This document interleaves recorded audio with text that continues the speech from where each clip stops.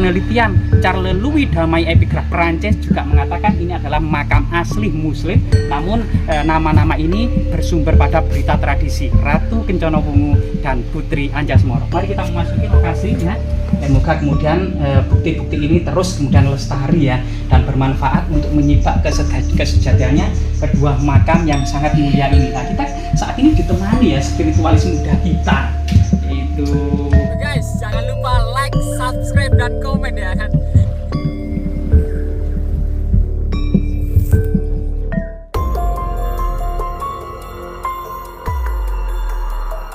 pada abad ke-14 Masehi di puncak kejayaan ini ternyata menarik banyak para pedagang dari Arab, Persia, India, Melayu maupun Tiongkok.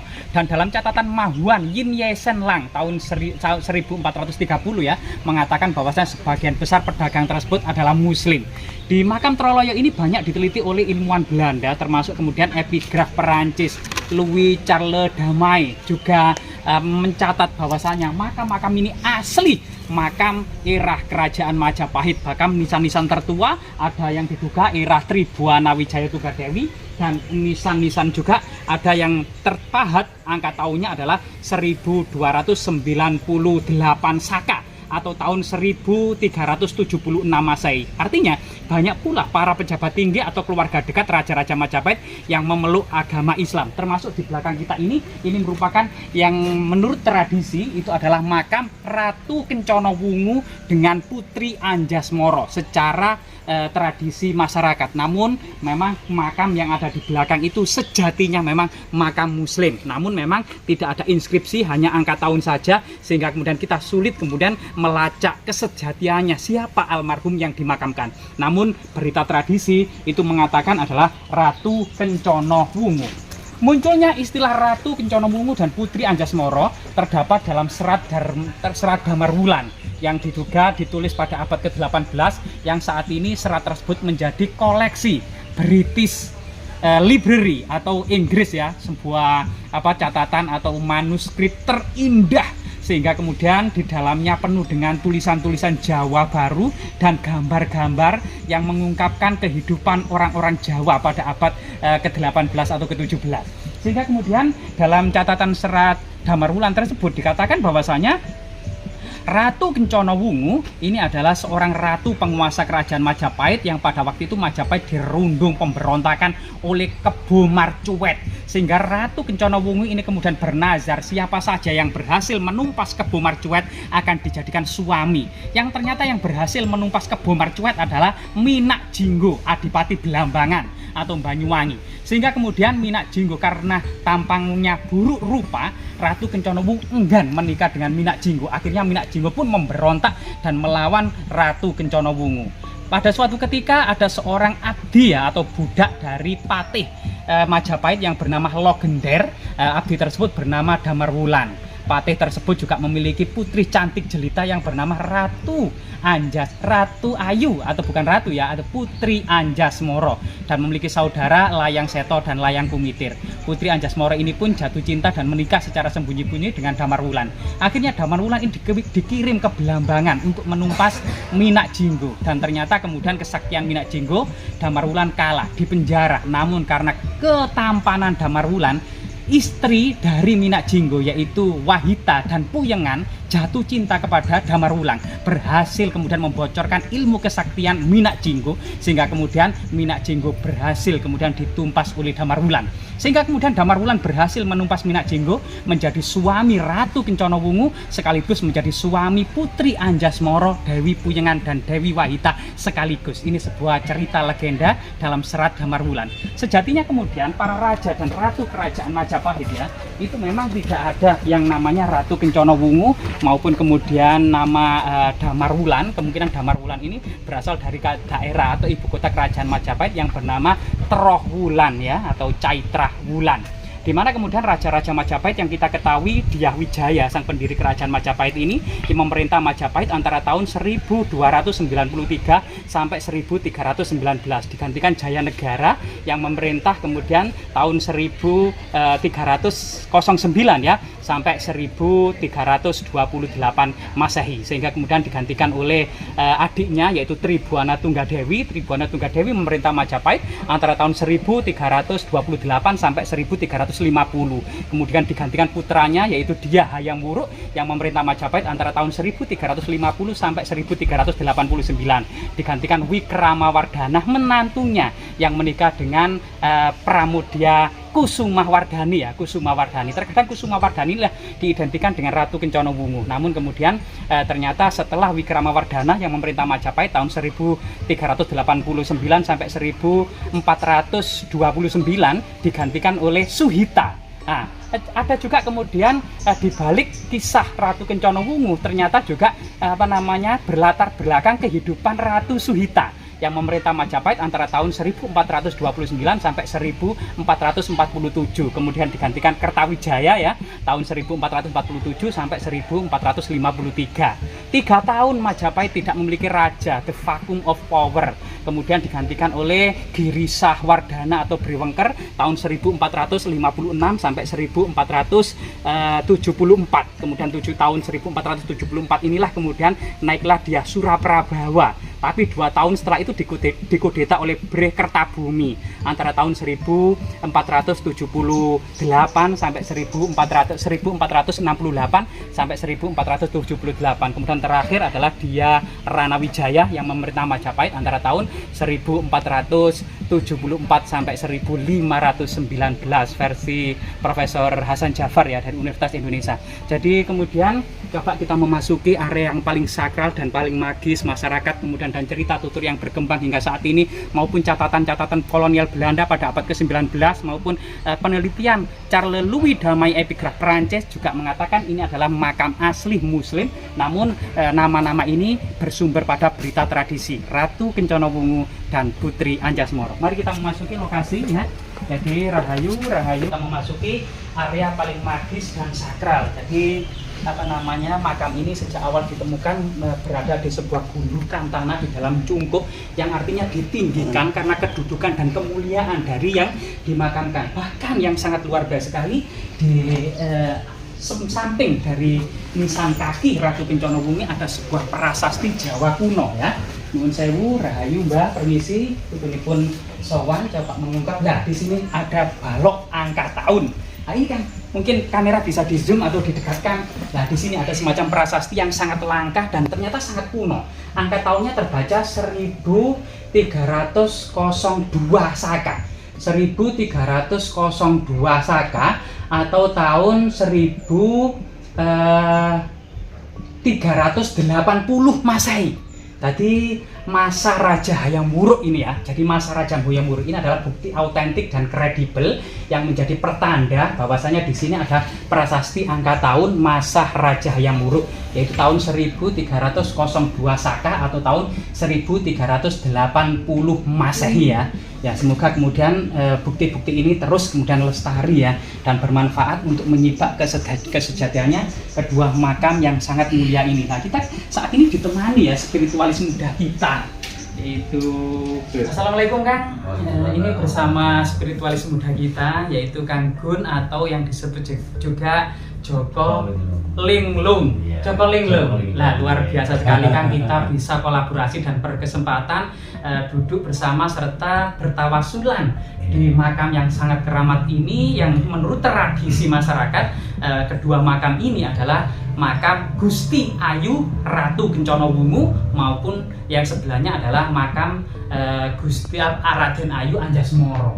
Jadi penerawangannya Kang Joko Linglung ini sebenarnya ya secara kemudian supranatural Kang Joko Linglung itu mendapati apa saja penglihatan secara spiritual Kang. Ini Assalamualaikum warahmatullahi wabarakatuh ya. Saya Kang Joko Linglung. Ini dari penjelasan yang saya jabarkan sesuai apa yang saya lihat, sesuai apa yang saya teropong tadi bahwasanya kedua makam ini memang ada benarnya memang makamnya beliau. Ya. Cuma sosok-sosok yang tak lihat ini di sini ada dua sosok yang tadi yang muncul itu memang dari era kerajaan. Kalau saya lihat dari kerajaannya itu Majapahit memang. Yang satu itu lebih muda itu yang Anjasmara ini beliaunya itu berambut lurus. berambut lurus, ya wajahnya itu cantik. Tapi kalau yang Gusti Ratu Kencana Wungu ini lebih ke ibu-ibuan. Beliau rambutnya ngumpat juga panjang, tapi yang mempunyai tusuk konde ini Dewi Putri Kencana Wungunya. Yang ini yang Raden Ayunya ini masih kelihatan agak lebih polosan lah gitu. Lebih polosan. Dari yang tadi saya lihat di sini memang di situ suatu filsafat, memang beliau ini dari kerajaan Majapahit, cuman memang masuknya lebih sudah masuk ke Islaman gitu, lebih masuk ke Islaman. Jadi kan dulu kan memang ada era yang akhir itu kan memang kerajaan tapi sudah ada Islam yang masuk kan gitu. Iya, Seperti itu.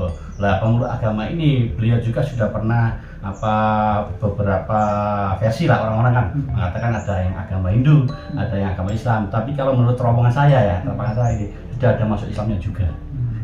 Itu berdasarkan apa yang saya lihat gitu.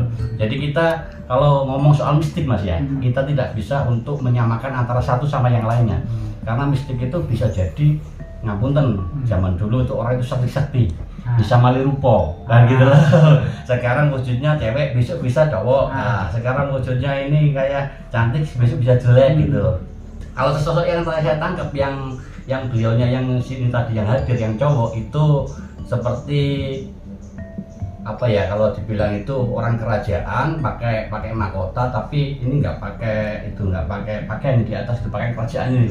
Nah itu kemben seperti itu yang sosok yang laki-laki itu kayak Mahapati Gajah Mada lah seperti itu. Tapi ini bukan beliau, bukan Mahapati Gajah Mada. Yang mungkin yang dikatakan mungkin di sejarah yang siapa itu, beliau itu yang nikah sama Dewi Putri Kencana Wungu itu. Damar Wulan. Ya, bisa jadi seperti itu. Orangnya gagah, ganteng soalnya. Ganteng. Mungkin bisa jadi seperti itu. Yang hadir ini tadi ya. Karena kita setiap kali kita ke makam, setiap kali kita ke tempat sesepuh, itu belum tentu mereka hadir semua. Gitu loh.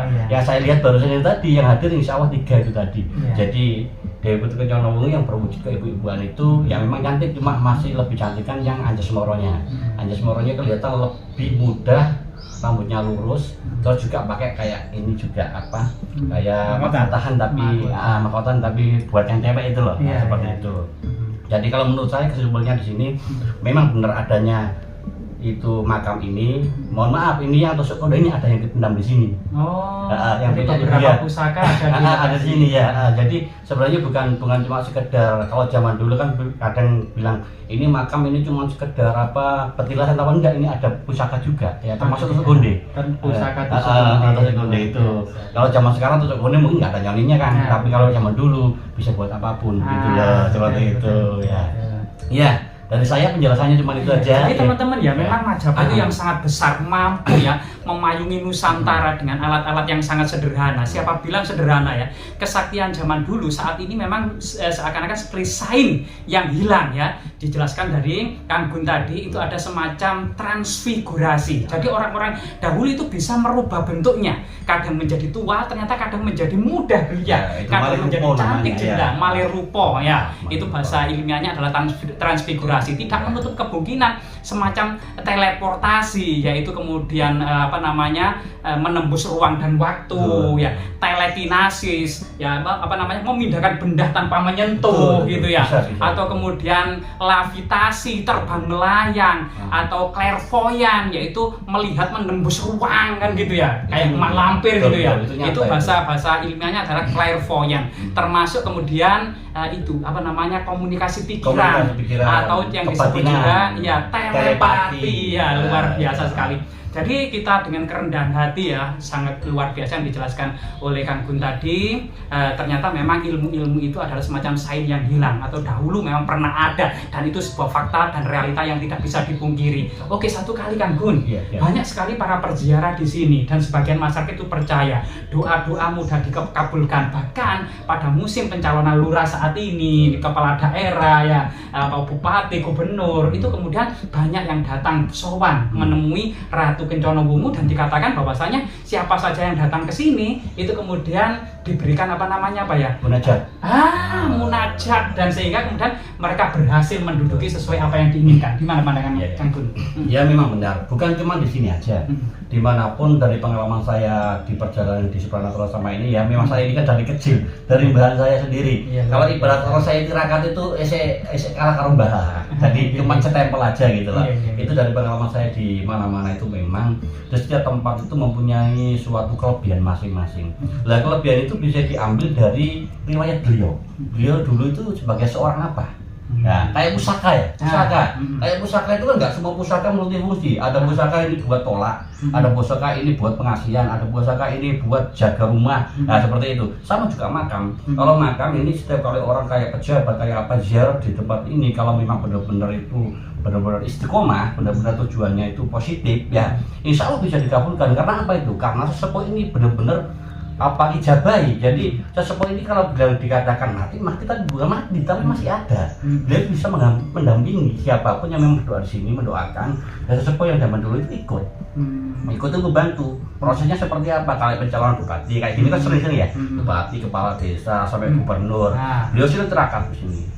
Tahu sowan terakat. Insya Allah suatu saat pada waktu pemilihan beliau dibantu sama pasukan-pasukannya beliau yang ada di sini gitu loh. Jadi bisa ikut campur. Kok itu sebenarnya itu nyata tapi nggak kelihatan. Memang sir itu kan hilang ya, nggak kelihatan tapi bisa dinyatakan. Kasus nyata itu bisa kalau orang yang mengetahui gitu loh. Makanya dimanapun tempat itu kalau memang sudah ranahnya orang itu dulu itu berpotensi mempunyai suatu kelebihan ataupun kanuragan ataupun suatu pamor yang dulu di kerajaan mempunyai suatu kedudukan, itu pasti punya kesaktian. Lah kesaktian itu kan tidak luput dari khotam. Lah khotam itu yang membantu mereka. Bahkan Al-Quran pun setiap lafaz ada khotamnya. Kan gitu lah. Ya makanya kalau ada orang penjelasan mengatakan bahwasanya kok bisa ya Al-Quran ini kalau dibacakan ke orang-orang yang kesurupan kok bisa sampai kepanasan apa? Karena itu tuh khotamnya. Ya khotamnya itu yang mengajar gitu loh. Khotam bisa membakar jin dan membakar setan. jin, iya. Ya next selanjutnya kapan-kapan lah kalau ada orang kerasukan apa kita. Mungkin ini yang ditunggu-tunggu oleh pemirsa. Terkadang orang zaman dulu terutama para bangsawan atau petinggi kerajaan Pajapahit itu kan muksa kan gitu. Gimana kok di sini ada makamnya? Penjelasan secara supranatural Kang Gun. Jadi ini kalau penjelasan soal Musa itu memang benar. Ada nyatanya, ya mohon maaf ya kayak Mahapati Kajang Mada, Raja Wijaya itu termasuk beliau juga Musa. Kenapa kok Musa? Karena beliau itu kalau memang sudah ranahnya di bumi ini sudah menyatakan aku wis leren, aku wis gak jabat. Caranya ya apa supaya jabatanku dikekno di keturunan. Nah dia pasti bertapa beliau itu. Berapa tahun pertapaan itu akan hilang dengan jasadnya juga. Nah hilangnya itu bukan hilang nggak balik enggak. Jadi hilang itu di situ menyatakan bahwasanya dia walaupun hilang tapi pasti bisa memantau anak cucunya. Seperti itu. Termasuk iya. Jadi ini mohon maaf kalau memang dilihat kayak jasadnya sama gitu sama itu nggak ada jasad beliau, tapi Musa seperti itu. Nah zaman dulu kalau nggak Musa malah pasti kan dibakar kalau Hindu ya. Kalau seperti itu. Iya seperti itu. Jadi memang Musa itu memang benar adanya. Bahkan saya dulu di Lamongan juga ada salah satu keturunan orang yang pernah mempunyai mbah Musa itu pernah dikasih cerita juga memang benar gitu. Jadi kalau orang mengatakan mana ada orang bisa musan sampai jasadnya masuk ke goib, ada memang. Itu yang saya alami mengatakan ini karena ada cerita juga ada kenyataan gitu. Bahkan saya juga pernah dihadiri beliau yang Musa gitu loh. Nah di situ kan saya nggak berani cerita kalau memang saya nggak pernah mengalami. Nah seperti itu. Ya. Terima kasih Kang Gun atau Ki Joko Linglung, luar biasa sekali atas waktu dan kesempatannya sehingga kemudian para pemirsa atau netizen itu sudah puas ya baik segi historis, legenda maupun kisah-kisah mistis yang ada di dalamnya. Semoga bermanfaat.